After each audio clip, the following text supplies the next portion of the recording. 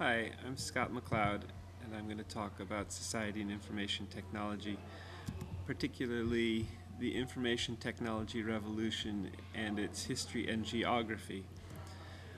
In this talk, I'm going to ask what is information technology, what came about as a consequence of it, who created it, what has been its history, where did information technology emerge? What's its geography? And what has been the process of diffusion into the economy and society? Technology can be defined in many, many ways. And in this talk, I'll adopt Harvey Brooks' definition used by Daniel Bell that technology is the use of scientific knowledge to specify ways of doing things in a reproducible manner. In this information revolution, which can be compared with other revolutions, industrial revolutions, there are two features in here which are common in all technology revolutions. The first feature is that the effects on economy and society are pervasive, and the paradigm infuses into the entire realm of society and the economy. For example, in the first industrial revolution, and I'm going to suggest that there have been at least two, the steam engine allowed one to do things in a specific way you couldn't do before and had effects throughout the entire social structure. The second feature of this information revolution, the first being the effects on the economy and society are pervasive, is that fundamental change is at its core. And in this case, both in generating and changing the nature of information exchange. The new paradigm that this information technology revolution clusters around has to do with three technologies. The first is microelectronics. The second set of technologies are computers, and the third are telecommunications. And this information technology revolution also focused on a fourth, or clustered around a fourth, namely genetic engineering, the decoding, recoding, and reprogramming of information codes of living matter. So this information revolution is very far-reaching and has to do with how these four areas come together to create this paradigm shift. As I mentioned before, there are two industrial revolutions that I want to draw from to compare with this information technology revolution. The first occurred in Britain in the late 18th century, and it had to do with the transition from agriculture to machinery, to the early phases of industrialization. I'll focus primarily on the first three and how they. So, in the first industrial revolution, innovations like iron making, railways, steam locomotion, roadways, the cotton gin, textiles came together to begin a major shift in the way people lived. And in the second industrial revolution, in the late 19th century, electricity, particularly in the United States and Germany, led to a whole series of innovations. And these developments with electricity were linked to chemical and metals and the early telecommunications revolution. How these innovations come together and change ways of living is critical to understanding the way we do things. The Information technology revolution started in the beginning of the century, of the 20th century, as part of the second industrial revolution. Uh, Even before that, with the invention of the telephone by Bell in 1876 and the radio by Marconi in 1898, there were the groundwork laid. But the vacuum tube in particular, De Forest's invention in 1906, was the basis for transistors, which of course make up semiconductors and have led to this remarkable flourishing of computing technologies. Alfred Chandler, in Nation of Information, published in 2000, charts much of this historical development. The vacuum tube is a device used to amplify or switch or modify a signal by controlling the movements of electrons in an evacuated space. So the tube creates this evacuated space, this vacuum in which electrons can be switched on and off. Vacuum tubes were critical in electronics technology, and especially in the development and commercialization of things like radio, television, radar, high-fidelity sound reproduction, and telephone and digital computers, of course.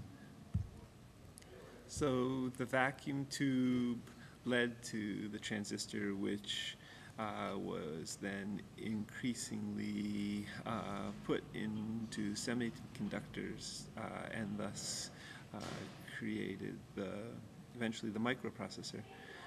So this information revolution had much precedence, and especially with the clusterings of technologies. The information revolution that we know started in the mid-1960s to 70s, and in this revolution, integration is key. Integration here refers to squeezing more circuits into tinier spaces. And the pace of this change has been simply dramatic. The transistor was invented at Bell Labs in 1947. It was these that were squeezed into tinier and tinier spaces. The researchers were Stockley, Bardeen, and Brattain, and they had an arrangement with the government. In this process of inventing the transistor, they didn't really have a clear sense of how it would eventually be used. But due to this arrangement with the government, it meant that microelectronics were now in the public domain.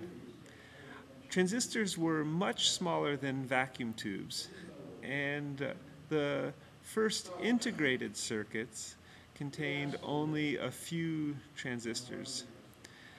They were called small-scale integration, SSI, and they used circuits containing transistors numbering in the tens.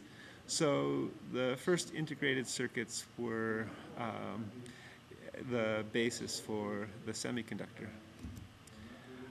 A transistor is a semiconductor device that uses a small amount of voltage or electrical current to control a larger change in voltage or current. So in some ways it's an on-off switch. To be reliable and fast, transistors needed to be conductive but not too conductive. And it's not so easy to find these materials, and it wasn't easy until Gordon Teal, who was then working at the nascent Texas Instruments Corporation in Dallas, started working with silicon. And this material allowed for these properties, reliable and fast, through a degree of conductivity, but not too conductive. Silicon is the basis of the information revolution. It is conductive, but not too conductive. So the integrated circuit, which came about in 1957, is a chip you cut into. The integrated circuit is programmable, and it was a very significant development. It was simultaneously and independently invented by Jack Kilby at Texas Instruments and Bob Noyce in Silicon Valley, who later went on to be the head of Intel. And the integrated circuit is the founding story of the microelectronics industry. And its significance is comparable to electricity and the engine as innovations. The integrated circuit became implanted everywhere. So the integrated circuit has memory blocks, logic, and input and output pads on its periphery. After the invention of the chip, the integrated circuit, between 1959 and 1962, the first round of chips were developed. And the price of semiconductors fell by 85% in 3 years. Compare this, for example, with cotton in the early 19th century, where in England the price dropped 85% over 70 years. And you have an example of a remarkable shift in the way pricing for a basic commodity has emerged. The production of integrated circuits from 1959 to 1969 increased by a factor of 20, and 50% of these chips went to the military. The microprocessor was invented in 1971, and this was a major benchmark. Ted Hoff invented it, and what it is a computer in a chip. And this led to them being installed everywhere. Computers were therefore installed everywhere. At the Sharp Corporation, Ted Hoff saw that a computer in a chip made, for example, a more reliable, cheaper calculator. And so calculators emerged and had this chip. More and more information power was therefore packed into smaller devices, reflecting integration capacity. So one of the significant questions as chips, microprocessors developed was how many lines of circuits could be imprinted on a chip. And the process was based in photolithography, which is printing with images. And in photolithography, chemicals, or in this microprocessor chip making process, chemicals etch out drawings and overlay layered drawings. And another significant question became how fast can people develop more and more circuits onto a chip. So Ted Hoff was working at Intel. He had seen at Sharp Corporation, which he didn't work for, the significance of the transistor on a chip. And he invented, in 1971, the microprocessor, the Intel 4004. And this started an electronics revolution that changed our world. There were no customer programmable microprocessors on the market before the 4004. It was the first, and it was the enabling technology that propelled software into the limelight as a key player in the world of digital electronics design.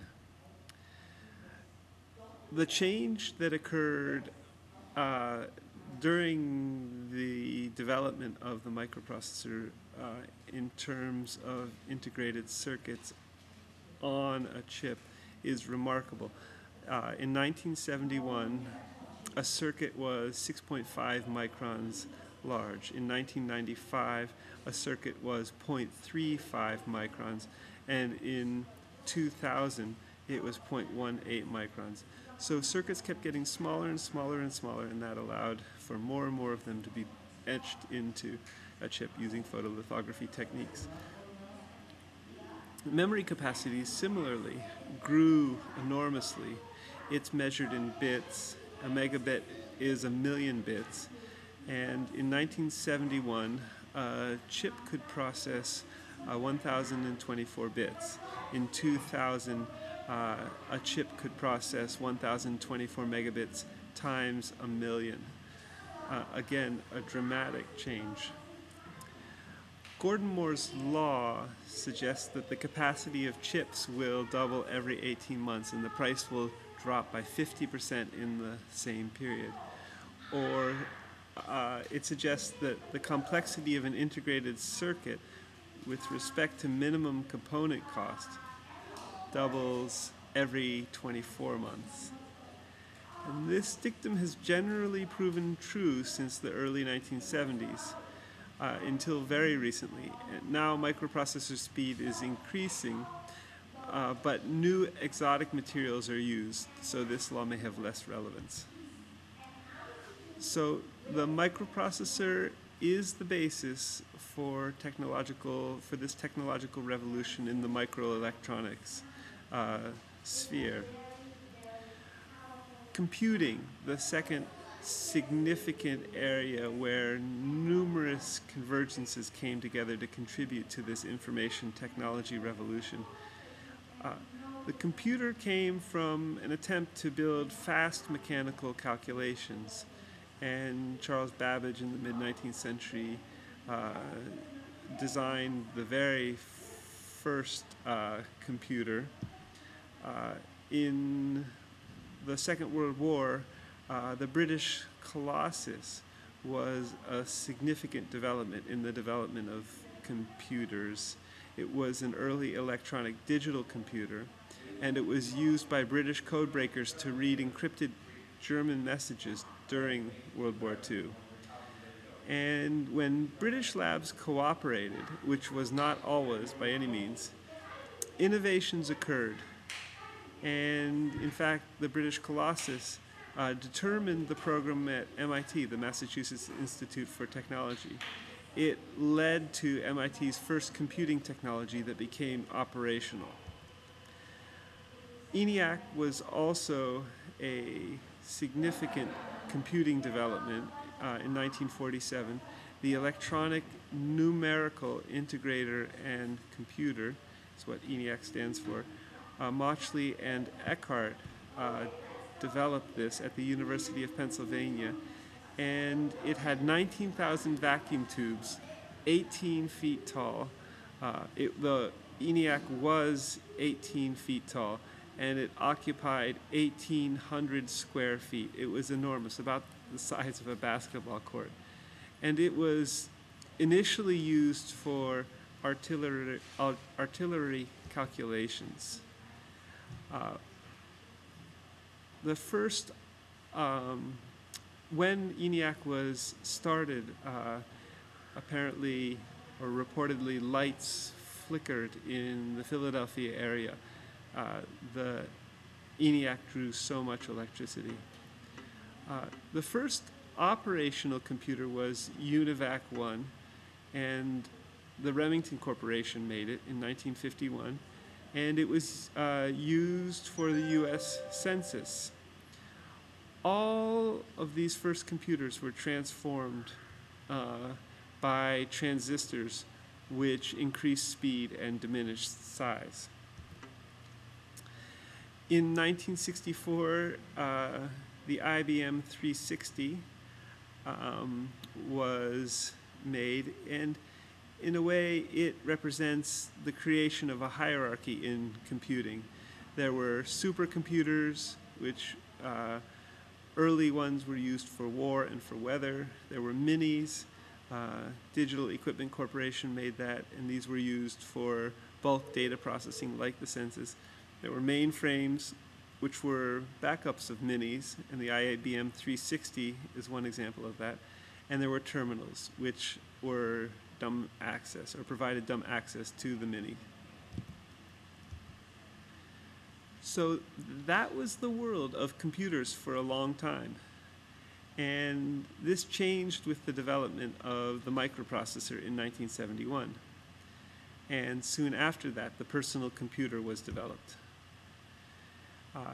The first personal computer was Altair, and Ed Roberts built it, and he published it, how to make it, in Popular Mechanics. He was working, Ed Roberts, in a small consulting firm, MITS, MITS, in Albuquerque, New Mexico, and he named the Altair computer after Star Trek's favorite dog character. It didn't have a keyboard, and it didn't have a video display, and it only had 256 bytes of memory. So basically it was a box with lights on it. And data input was done by flipping toggle switches, and the only output was the flashing lights in the computer. But there was great enthusiasm for the Altair. The San Francisco Homebrew Computer Club, in particular, started to work with the Altair, especially in the years 1975 to 1977. And the SF Homebrew Computer Club had hobbyists. They were basically computer hobbyists, like Steve Jobs, who started Apple Computer, and Steve Wozniak, who also started Apple, and Bill Gates, who started Microsoft. The San Francisco Homebrew Computer Club's newsletter was one of the most influential forces for the personal computer. And in it, it initiated the idea of the personal computer and helped its members build the original kit computers like the Altair. And an influential event in the Homebrew Computer Club's newsletter was the publication of Bill Gates' open letter to hobbyists. And this lambasted the early hackers of the time for modifying and pirating commercial software programs. Apple Computer began with a $500 loan that Steve Jobs and Steve Wozniak got and developed into what became Apple Computer in a garage. And later, Markula lent them $250,000. Markula was an early Silicon Valley venture capitalist in the computer industry who helped make possible Apple Computer. And in 1977, the Apple II microcomputer was a success with home users. In 1983, Apple introduced the Lisa, the first commercial personal computer to employ a graphical user interface, GUI, G-U-I. And in 1984, the Macintosh was introduced, furthering the concept of a user-friendly graphical user interface. It was a very popular and successful computer. In IBM, in 1981, International Business Machines, that had been in the mainframe business for a long time and had been working with business machines for 4 or 5 decades, IBM decided they had missed the market for PCs and entered it with a computer called the PC. It was a genius strategy to ensure maximum development in technology. They designed it as an open technology, and this was a divergence from Apple, who retained proprietary control over both their hardware and their software. And from then on, it was Apple Computer versus the clones, and Apple Computer against the world. Apple didn't think anyone could produce cheaper and better computers. and IBM became a new computer services company. So that's a little bit about the hardware side of the early personal computer business. The software was the other extraordinary story. The Macintosh had its own software. Apple made and commissioned its own software. And PCs, personal computers, didn't have software. A Harvard dropout, Bill Gates, with a high school friend, Paul Allen, also a college dropout from Washington State University, were hackers. And they had taken the Altair, the very first computer, a personal computer, and set up a software company in Albuquerque. And then they moved to Seattle because Bill Gates' parents lived there. And in 1975, Bill Gates and Paul Allen began to sell a BASIC interpreter. And they developed a key commercial strategy. They wanted to sell an operating system to the biggest player, which was IBM. But at the time, they were only selling this BASIC interpreter. They didn't have an operating system to sell to IBM. And they were able to convince IBM to buy their operating system, which they didn't have. So they sold IBM a bill of goods. IBM hadn't done its homework. Gary Kildall at the time had the first operating system, CP/M, and IBM looked at this operating system as well, but Bill Gates was very persuasive, and he persuaded IBM to use their BASIC software. Again, they didn't have an operating system at the time, over Gary Kildall's CP/M. In 1980, they founded a Seattle company with an operating system called QDOS. So that's Gates, Allen, and Ballmer. And QDOS was made by Tim Patterson. And when Gates, Allen, and Ballmer found they needed to have an operating system because IBM had already agreed to buying it, they went out and offered Tim Patterson $50,000. He bought it. He sold his operating system, QDOS, and Gates, Allen, and Ballmer reworked that operating system to meet IBM's needs and sold it to IBM. So in this deal, IBM got the machine royalties and Microsoft got the software royalties. So Microsoft retained licensing over software. They made the software proprietary. So Microsoft, from that point on, turned computer software into a business deal, which had up to that point been to some degree in the realm of hackers.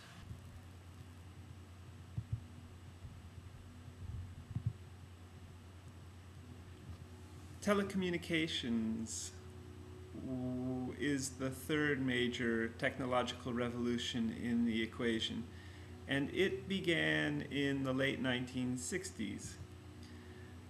It involves node technology, switchers and routers, and the history of switchers and routers perhaps begins with telephone exchanges that existed by the mid-1930s.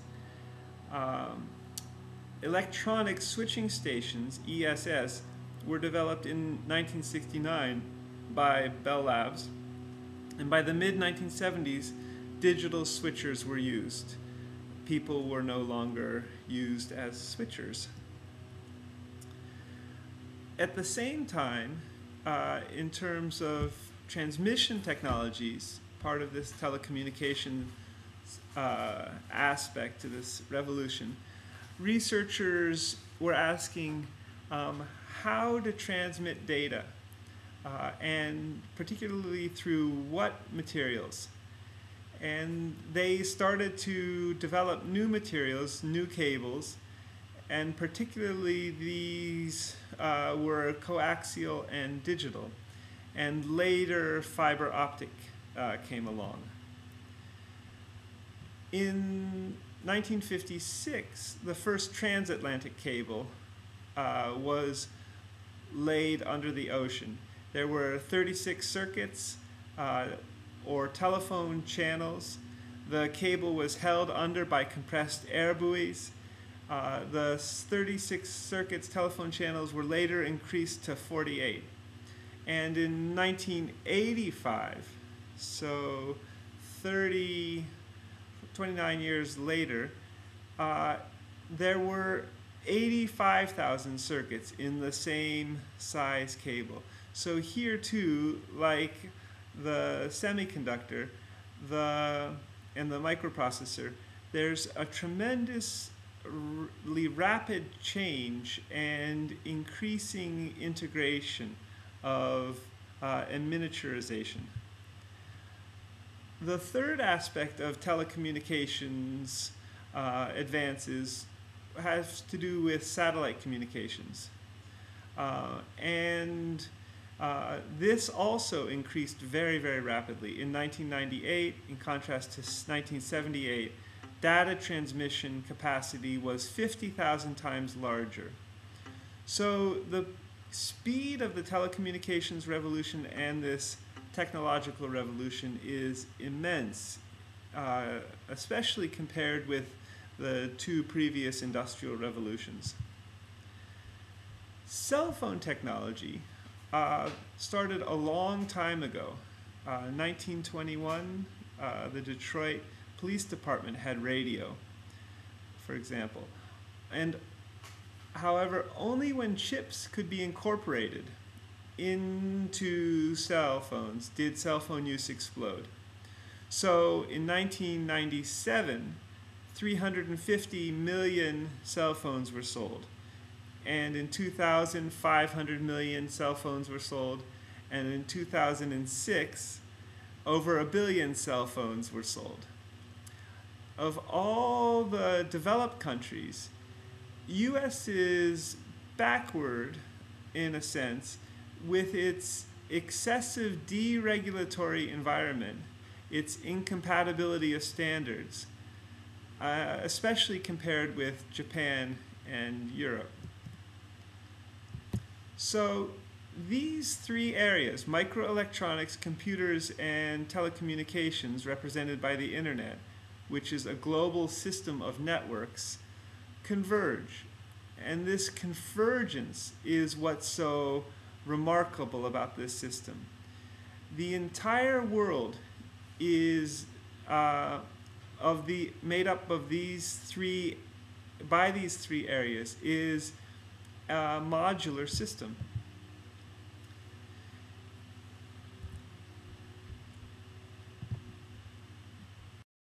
The internet had its beginnings with ARPANET, Advanced Research Projects Agency Network, and was designed in 1969 by scientists, linking major research industries. The first operational packet switching network is what ARPANET created. It wasn't used for military research. It was the work of computer scientists. In 1972, it became operational, and in 1995, the internet was privatized. And the internet is a key example of convergence. Another angle includes genetic engineering. Its scientific basis begins in 1953 at Cambridge University, where Francis Crick and James Watson discovered the structure of DNA. DNA, of course, is the information code of all living matter, all known forms of life. And in 1972, scientists became able to manipulate code through recombinant DNA. And this took place in the San Francisco Bay Area with Paul Burke at Stanford and Stanley Cohen and Herbert Boyer at the University of California, San Francisco. Cohen and Boyer found recombinant DNA, and they began to perform, or it gave them the ability to perform gene splicing. They created the first recombinant DNA organisms, bacteria, and in 1975, researchers at Harvard isolated the first gene for mammalia. In 1975, the tools of recombinant DNA were first applied to a human inherited disorder. And in 1980, the Supreme Court approved the principle of patenting life in Diamond versus Chakrabarty. And in 1981, Harvard patented the first living form, the first genetically engineered mouse. So in the 1990s, there was a major research project, the Human Genome Project, and the goal of this project was to map the entire sequence of genes and their locations. So this represented another aspect of the information technology revolution that contributes to ongoing convergences between microelectronics, telecommunications, computers, and genetics. In the 80s, I think, one woman patented herself, and this was the first copyright on life. The Human Genome Project was anticipated to be completed by 2005. They wanted to identify all the approximately 20,000 to 25,000 genes in human DNA.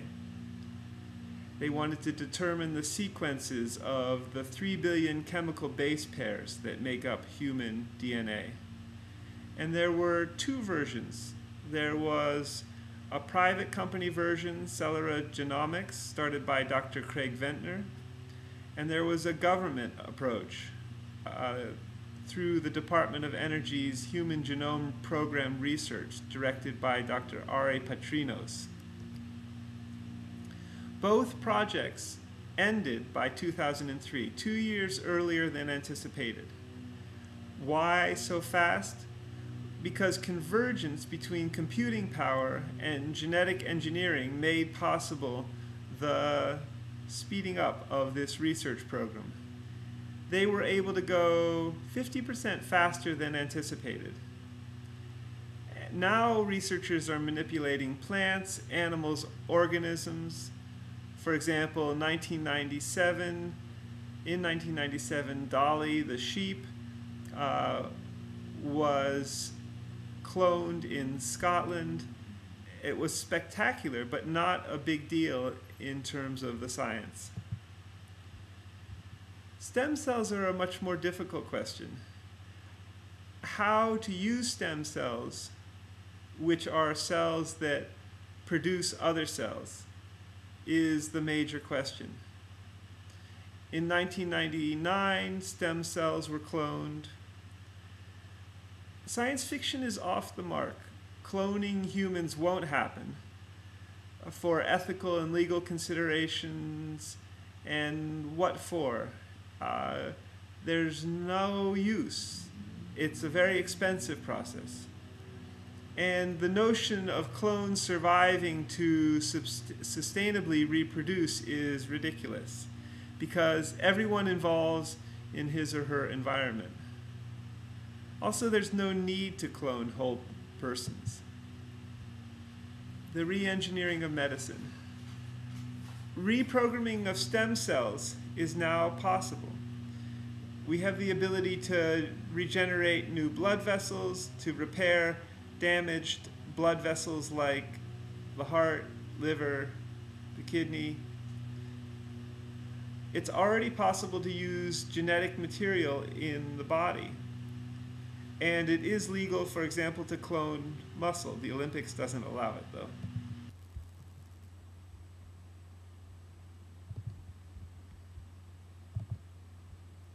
So, with the microelectronics and genetic convergence, there's a double development here. Microelectronics and genetic convergence is the ability to bring together biology and electronics with living matter. It's the convergence between two fields. So, an example of this convergence is the canary on a chip. It's a microchip which electronically can determine cell viability by detecting changes in the electrical resistance of a cell membrane within milliseconds after it is exposed to a toxic agent. Convergences. We've now entered a world constantly processed by multiple sensors linking everywhere with everywhere. Information technology is now an inside, around, interconnected networking system powered by the internet. So, in conclusion, the technological revolution originated in one area. Innovators were in research institutions. Then it diffused throughout the world. But it diffuses differentially. It empowers places that are early adopters and disadvantages those that did not. In this revolution, the initial clustering developed in the 1970s. Key events that led to the information technological revolution include the microprocessor in 1971, the internet in 1969 and 71, digital switches in the early 1970s, fiber optics in the mid-1970s, the personal computer in the mid-1970s, genetic recombinance 1973 to 1975. And these technological breakthroughs affect each other and become a system. Geographically, the computer developed in the San Francisco Bay Area. Microelectronics developed in Silicon Valley and in Texas with Texas Instruments, and in Boston at MIT in the 1970s. How and why technological shifts occur has considerable implications.